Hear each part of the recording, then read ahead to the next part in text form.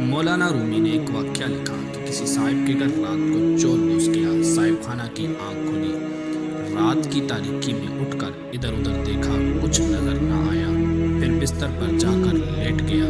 چور نے دیکھا کہ صاحب خانہ سو گیا ہے تو وہ تھوڑا سا آگے بڑھا مگر کسی چیز سے ٹکرا گیا۔ آواز ہوئی تو صاحب خانہ پھر اٹھ بیٹھا اور اندھیرے میں ادھر ادھر نظریں پھاڑ پھاڑ کر دیکھنے لگا۔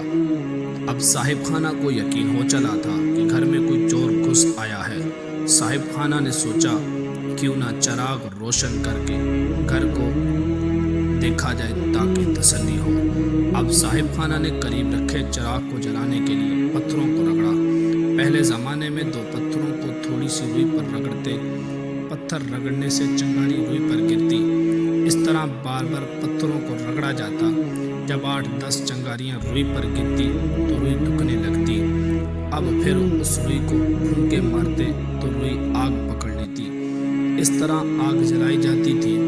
اب جب صاحب خانہ نے آگ جلانے کے لیے پتھروں کو رگڑنا شروع کیا تو چور سمجھ گیا کہ صاحب خانہ کیا کرنا چاہتے ہیں، لہذا چور دبے پاؤں آ کر صاحب خانہ کے سامنے بیٹھ گیا۔ صاحب خانہ پتھر رگڑتے، ننھی سی چنگاری روئی پر گرتی۔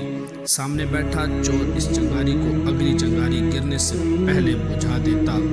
کافی دیر صاحب خانہ آگ جلانے کی کوشش کرتے رہے مگر سامنے بیٹھا چور چنگاری بجھاتا رہا۔ آخر تنگ آ کر صاحب خانہ نے اپنا وہم سمجھ کر سو گیا۔ صبح اٹھا تو پتہ چلا سارا گھر لٹ چکا ہے۔ میرے عزیزو، اگر ایمان کی شمع روشن کرنی ہے تو پھر نیکی در نیکی کرتے رہنا۔